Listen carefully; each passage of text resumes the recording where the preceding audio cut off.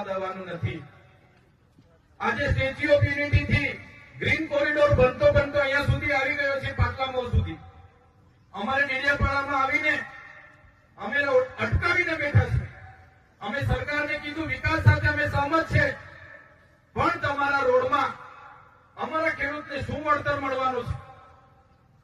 અમારા ખેડૂતનું મોવડો જાય, આંબો જાય, જે ઝાડ કપાશે એનું શું વળતર મળશે? કાચું ઘર પાકું ઘર જશે એનું શું વળતર મળશે?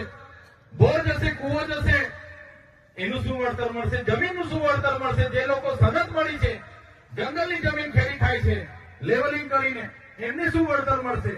ત્યારે સરકાર પાસે જવાબ નથી। એટલે સરકારને અમે કીધું છે વિકાસ સાથે અમને વાંધો નથી, પણ જો તમે અમારા ખેડૂતની મફતના ભાવે આ જમીન લેવા માંગતા હોય તો હવે તમારો રોડ આ વિસ્તારમાંથી અમે નીકળવા દેવાના નથી। આદિવાસી આ પ્રકૃતિ એટલા માટેની આજે આ જનજાગૃતિની મીટિંગ છે કે આપણે હવે જાગી જવાનું છે।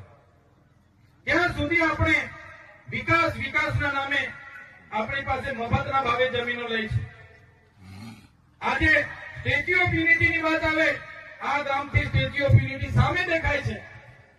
અમે પીપળી ખેતર ફળિયામાં હમણાં જઈને આવ્યા, ત્યાં ગાડી નથી જતી।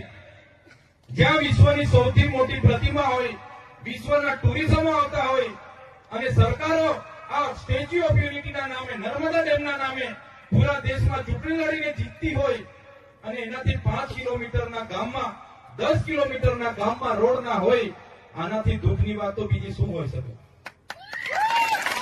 આનાથી દુઃખની વાત બીજી શું હોઈ શકે? સાથીઓ, દુઃખની વાતમાં પણ આપણા લોકોને ટાળીઓ પાડવાની ટેવ પડી ગઈ છે। એટલા માટે જ આ લોકો અહીંયા આદિવાસી આ પ્રકૃતિ સાથે જીવનારો છે। આ હાઈવે બની ગયા, સ્ટેચ્યુ ઓફ યુનિટી ઊંચા બની ગયા, બિલ્ડિંગો બની ગયા, નહેરો નીકળી ગઈ, રેલવે નીકળી ગઈ, કોરિડોર નીકળવાના છે। એ કઈ આપણા આદિવાસીઓના માટે નથી, એનાથી આદિવાસીઓનો વિકાસ નથી થવાનો। એ વિકાસ એ પૂંજીપતિઓનો, ઉદ્યોગપતિઓને આ વિસ્તારમાં લાવવા માટેનો, આ વિસ્તારમાં જે ખનીજોના ભંડારો છે એને કાઢવા માટેનો આ લોકો આગોતરું પ્લાનિંગ કરી રહ્યા છે। તો સાથીઓ, આજે તમે કેવડિયાવાળા એકલા નથી।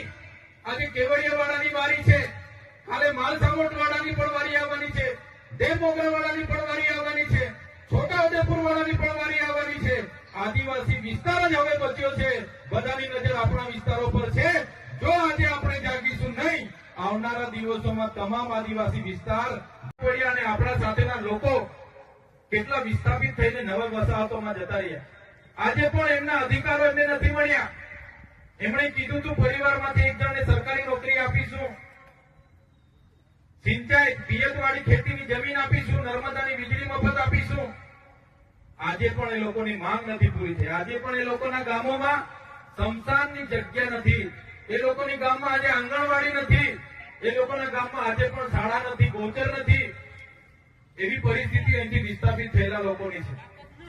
એટલા માટે અમને દુઃખ થાય છે। નર્મદાનો ડેમ બન્યો, પાણી તમે કચ્છ સુધી લઈ જાઓ તો અમને વાંધો નથી, તમે પૂરા દેશમાં લઈ જાઓ, બધાને આપો, અમને કોઈ જ વાંધો નથી, બધાને આપો। પણ જે આદિવાસી સમાજે પોતાના ગામો અહીંયાથી વિસ્થાપિત કર્યા, પોતાની જમીન એમાં ડૂબી ગઈ, એ લોકોને આજે પણ પીવાના પાણીના ફાંફા કરવા પડે